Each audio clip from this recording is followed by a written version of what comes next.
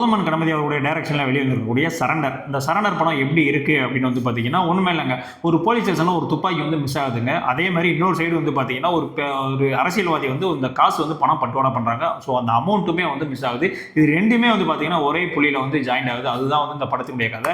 So இந்த படம் எப்படி இருக்கு அப்படின்னு வந்து பார்த்தீங்கன்னா, ஒரு மலையாளம் பின்னணி, ஒரு மலையாள படம் பார்த்துருக்கீங்க, ஒரு மலையாளம் கிரைம் இன்வெஸ்டிகேஷன் த்ரில்லர் எப்படி இருக்குமோ அதே மாதிரியான ஒரு ஸ்லோ நரேஷனில் தான் வந்து படம் போகுது. ஃபர்ஸ்ட் ஹாஃப் ஃபுல்லாக வந்து செம்மையாக வந்து எக்ஸிக்யூட் பண்ணியிருப்பாங்க.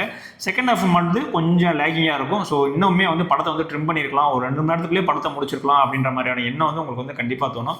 ஆக்டிங் வைஸ் வந்து பார்த்தீங்கன்னா, தர்ஷன் ஆகட்டும், சுதீப் ஆகட்டும், லால் ஆகட்டும், எல்லாமே வந்து அவங்களுக்கு கொடுத்த பர்ஃபார்மன்ஸுக்கு ஏற்ற மாதிரி ஒரு அருமையான ஒரு ஆக்டிங் தான் வந்து இந்த படத்தில் வந்து கொடுத்துருக்காங்க. படத்தில் வந்து ட்விஸ்ட்டுமே வந்து ரொம்ப அருமையாக இருந்துச்சு. நீங்கள் வந்து உலக படங்கள்லாம் பார்ப்பீங்க அப்படின்னா கண்டிப்பாக வந்து இந்த ட்விஸ்ட்டை வந்து முன்னாடியே கெஸ் பண்ணிடுவீங்க. இல்லைப்பா நான் வந்து ஜென்ரல் ஆடியன்ஸ் எப்பயாவது தான் படம் பார்ப்பேன் அப்படின்னா கண்டிப்பாக உங்களால் அந்த ட்விஸ்ட்டை வந்து கெஸ் பண்ணுறதுக்கான வாய்ப்பு வந்து மிக குறைவு.